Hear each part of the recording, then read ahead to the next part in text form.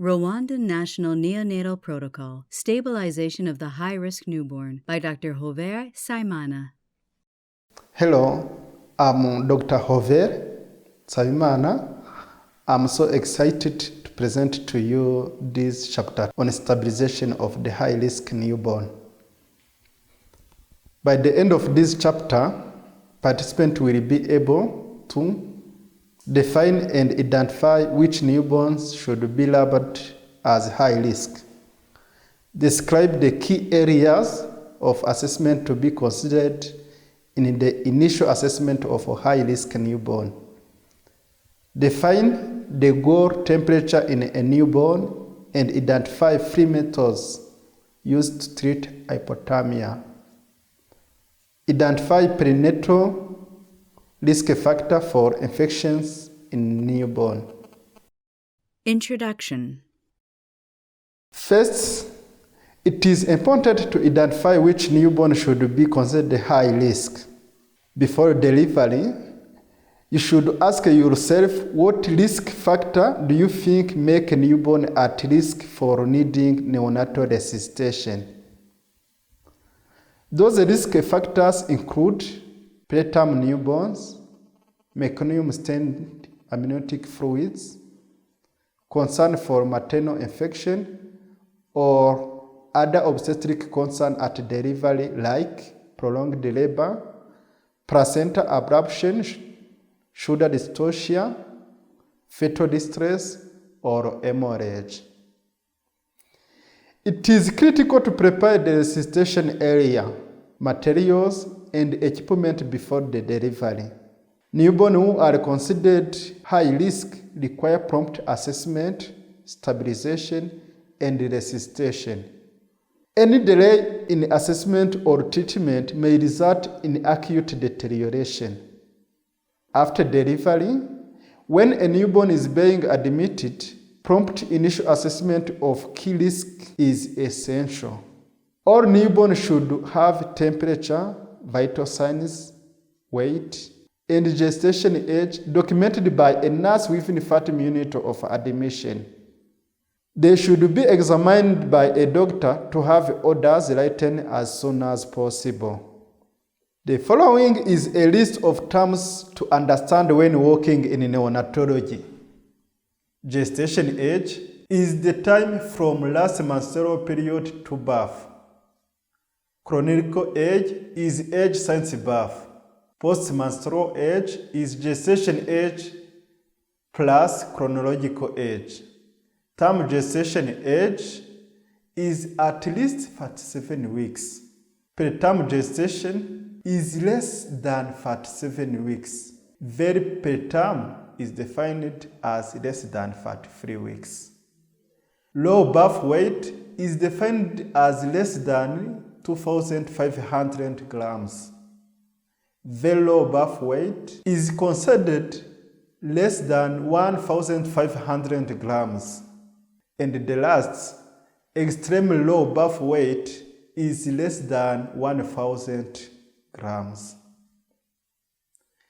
Newborns can be low birth weight due to prematurity or due to being small for gestation age, or both. Low birth weight newborn are at increased risk for respiratory distress, apnea, bradycardia, hypothermia, patent ductus arteriosus, sepsis, hypoglycemia, feeding intolerance, and hyperbilirubinemia. There are 2 ways to calculate a baby's gestation age. The first is to determine the due date by the last menstrual period. To do this, add 1 week to the last menstrual period, then subtract 3 months. If the LMP is unknown, the Ballard score can be used to determine gestation age. Come on, let us practice. Beatrice's baby was born on February 2nd, 2018. She tells you that Her last menstrual period began on May 19th, 2017. What is her expected due date? Anyone who can guess? Let us work together.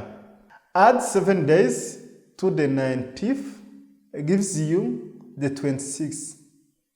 Then count backwards 3 months from May, April, March, February.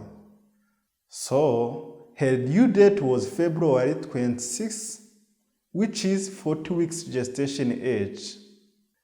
Since February 2nd is 24 days or 3 weeks and 3 days early, we need to subtract that from 40 weeks, giving her a gestation age 36 weeks and 4 days. Initial assessment. Thermoregulation. To assess thermoregulation, an auxiliary temperature should be taken within 30 minutes of admission. A normal temperature is between 36.5 degrees Celsius and 37.5 degrees Celsius. A newborn auxiliary temperature of less than 36 is considered hypothermic. If a newborn is hypothermic, you need to both decrease source of heat loss and begin rewarming procedures, including kangaroo mother care or use of an incubator, radiant warmer, or warming lamp.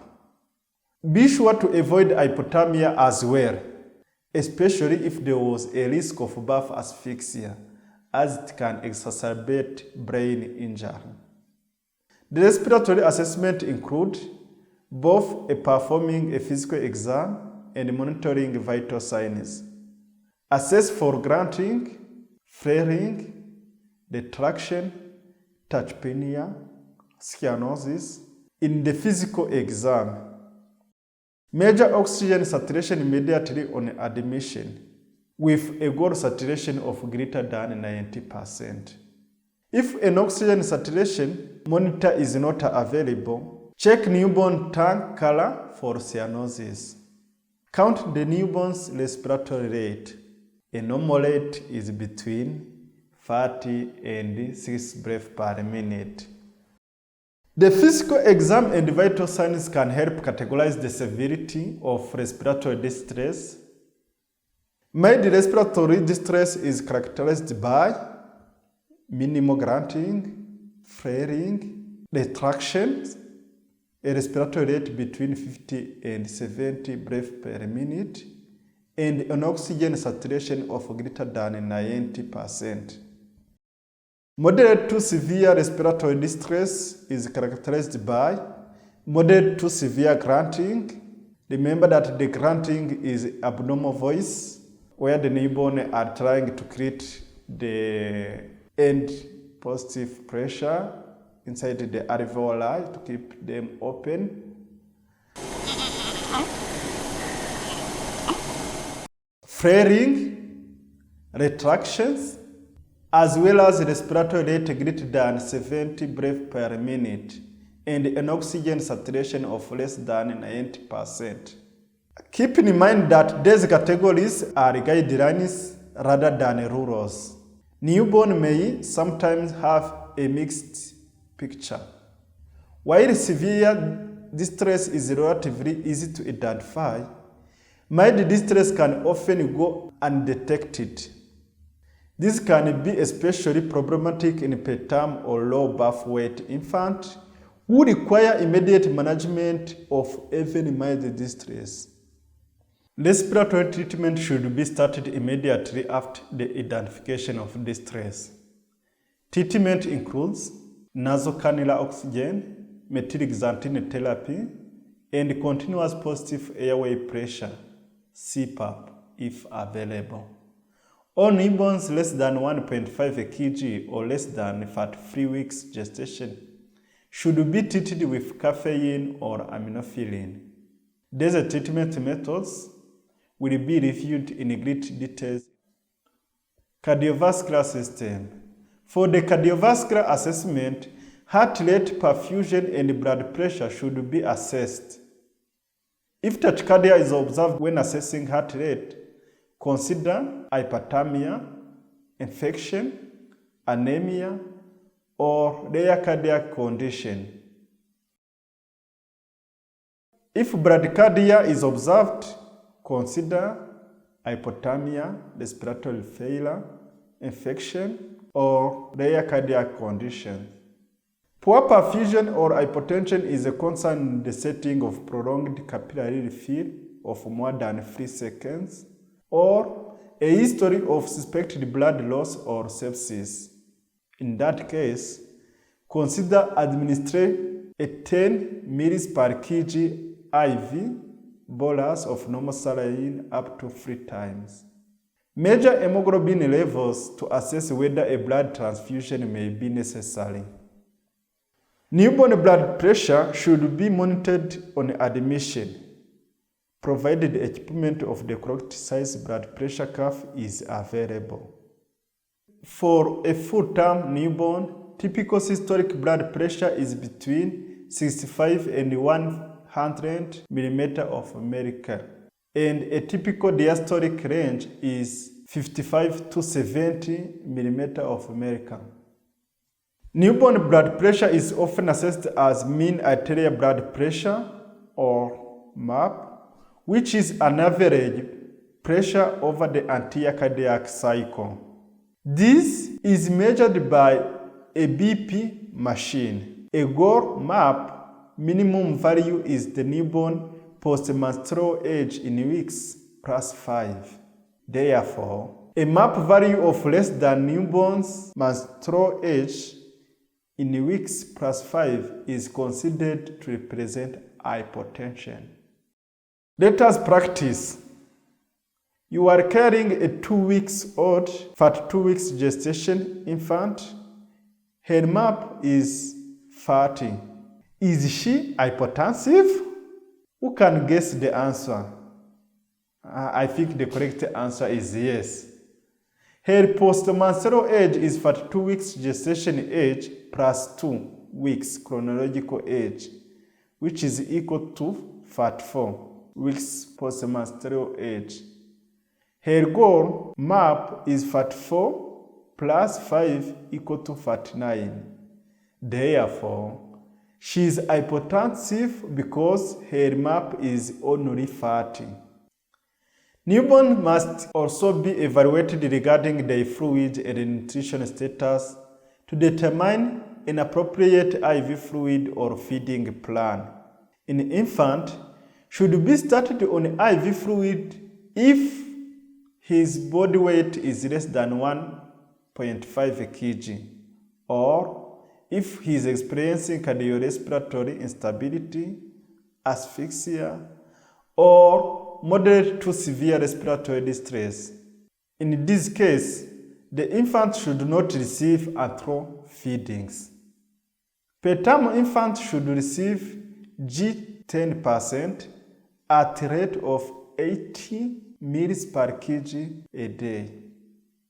Full-term infant and infant at risk for cerebral edema should receive G 10% at 60 ml per kg a day. It is important to assess for hypoglycemia in newborns. If possible, measure glucose levels for all newborns admitted to the neonatal unit. For high-risk infants, including those who have a diabetic mother, are large for the gestation age, low birth weight, preterm, septic or hypothermic, or appearing ill, obtain blood glucose within the first hour of life.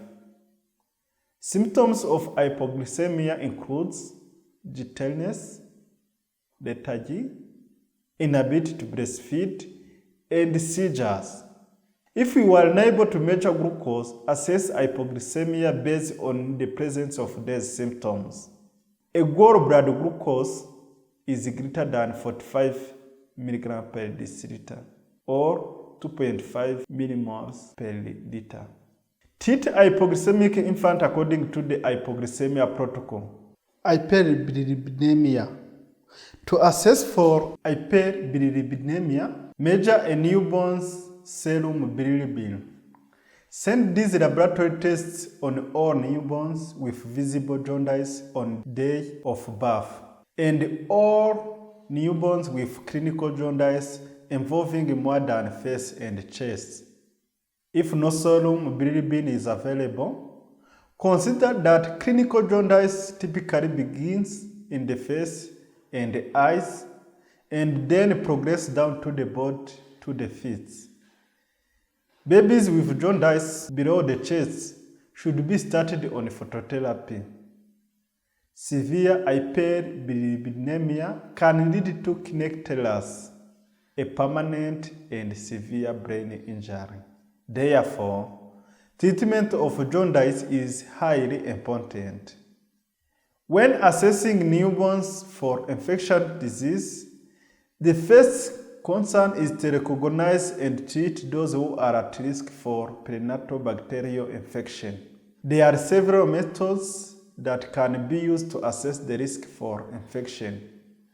Perinatal risk factors include a maternal fever of greater than 38 degrees Celsius during labor or within 24 hours of delivery, maternal urinary tract infection during pregnancy, membrane rupture greater than 18 hours prior to delivery, uterine tenderness or full-smelling amniotic fluids, meconium-stained amniotic fluids, obstetric diagnosis of chorioamnionitis, need for resuscitation at birth, invasive procedures, or home delivery. When looking for infection with a physical exam, check for lethargy or irritability, hypertension or poor perfusion, temperature instability, respiratory distress, abdominal distension, full fontanelle, and splenomegaly. Laboratory testing for infection includes the FBC, CRP, and blood culture if available. The white blood cells is concerning if less than 5,000 or greater than 20,000. If they are above 70% granulocyte. The CRP is concerning if it is positive, means above 1 mg per deciliter. CRP is less accurate when assessed at birth. Ideally, it should be taken at 6 to 12 hours of life. Consider adding a chest X-ray to your infection evaluation if the newborn has respiratory distress. Administer antibiotics as soon as possible if there was any concern of sepsis. Usually start with ampicillin and gentamicin. The next infectious disease consideration is the prevention of vertical HIV transmission. Send a maternal HIV serological test if one has not yet been sent. If a newborn is exposed to HIV, confirm what EMTCT therapy the mother has received. Give the newborn antiretroviral prophylaxis per the national protocol. it is crucial to assess for hypoxic ischemic encephalopathy or HIE in newborns because early detection and treatment can improve prognosis. Signs of HIE include a need for resuscitation, an Apgar score of less than 5 at 5 a minute, no cry by 5 a minute of life, or an abnormal neurological examination. To treat HIE, start supplement oxygen if saturation is less than 90%. The baby should not be fed if he has respiratory distress or apnea, seizures, or severe encephalopathy, defined as comatose or flaccid. She should be started on IV fluids, G10% at 60 ml per kg a day. Assess and normalize glucose and electrolyte in the infants. Monitor and treat any seizures. Be sure to maintain normal temperature, as patients with HIE are at risk for temperature instability. Use caution with external heat source to avoid both hypothermia or hyperthermia. Even for babies who do not have HIE, it is important to vigilantly monitor for seizures in newborns, as neonatal seizures can be subtle compared to those in older patients. Determine the etiology, considering HIE, hypoglycemia, electrolyte imbalance, and meningitis. Phenobarbital can be used to treat seizures and should be administered slowly over at least 10 minutes to prevent apnea. Phenytoin can be used if a second agent is needed. Treat the underlying etiology as well, such as hypoglycemia, electrolyte imbalance, or infection. Monitor the infant for respiratory depression or apnea due to both the seizures themselves and anticonvulsant therapy. Case study. To practice the content from this chapter, we will review a case study about a patient named Nina. Nina was born this morning at 42 weeks, weighing 1,400 grams at birth. She is otherwise clinically stable. What are your immediate concerns? Nina was born prematurely and is a low birth weight infant. She is therefore at risk for a respiratory distress, apnea, bradycardia, patent ductus arteriosus, sepsis, hypoglycemia, fluids, and nutrition. Nina has no respiratory distress so far. Start aminophylline. If sepsis is possible, send FBC, CRP, and do blood culture if possible, and start a course of the antibiotics. In this case, ampicillin and gentamicin would be appropriate. Check blood sugar. Given her degree of prematurity, she should not be fed yet. Instead, IV fluids of G10 should be started at 80 ml per kg a day. Check Nina's temperature to be sure that it is between 46.5 and 47.5 degrees Celsius. If she is hypothermic, start kangaroo mother care if her respiratory status is still stable. Otherwise, use warming lights. You examine Nina when she is 5 days old and find that she is jaundiced. You do not have a way to measure serum bilirubin. What is the best way to assess if Nina's degree of jaundice is serious? The most accurate way to assess for serious jaundice is to examine the palms and psoas. You look at Nina's palms and psoas and see that they are jaundiced. What do? You start phototherapy immediately. Let us go to the next case. Our next case study is Joshua's, who was born at 41 weeks gestation age after prolonged labor. He required resuscitation at birth and was assigned the Apgar score of 2 at 1 minute, 4 at 5 minutes, and 7 at 10 minutes.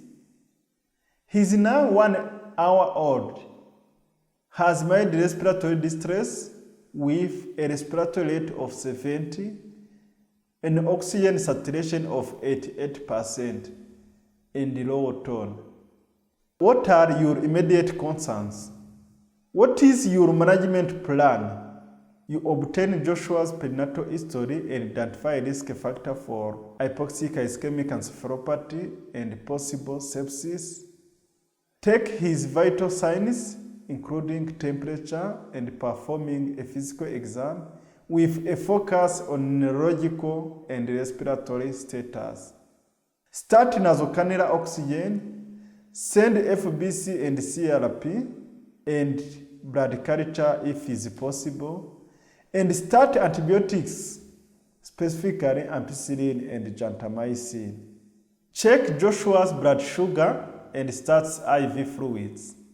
Use a G10% at 60 ml per kg a day because Joshua is at risk for cerebral edema. Avoid hyperthermia, which can cause further brain injury. Monitor for seizures, and if you observe any, start treatment with phenobarbital. Sometimes a patient needs a transfer to high level of care.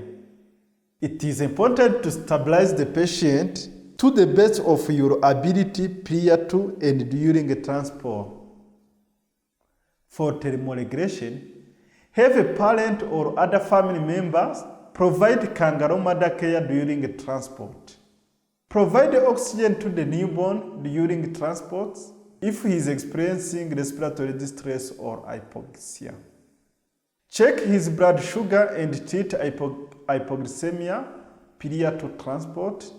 If the newborn is on IV fluids, administer normal saline 10 ml per kg fluids bolus prior to transport and discontinue during ambulance transport to avoid fluid administration error. If an infection is suspected, give the first dose of antibiotics prior to transport. Make sure to discuss the clinical course and the reasons for transfer with the receiving facility before transfer. Record the relevant antepartum and delivery, postnatal history, and pre-transfer treatment in the transfer note. A nurse should accompany the newborn and continue close monitoring during transport. A parent or caregiver should also accompany the newborn during transport whenever possible. The ambulance should have emergency equipment per standards at all times, including ambo bag of correct size mask, oxygen, nasal cannula, pulse oximeter, IV fluids, catheter, and emergency medication such as adrenaline. Summary. Now that you have completed this chapter, you should be able to define and identify which newborn should be labeled as high risk. Describe the key area of assessment to be considered in the initial assessment of a high-risk newborn. Define the goal temperature in a newborn and identify 3 methods used to treat hypothermia. Identify perinatal risk factors for infection in a newborn. Keep in mind, there's a key point on stabilization. Newborns that are considered high risk require prompt assessment and stabilization. High risk newborn should be assessed for thermoregulation, respiratory, cardiovascular, fluid and nutrition, infectious disease, hyperbilirubinemia, and neurology. Auxiliary temperature should be measured immediately on admission. Normal temperature is 46.5 to 47.5 degrees Celsius. Hypothermic newborn should be treated with kangaroo mother care, an incubator radiant warmer, or a warming lamp.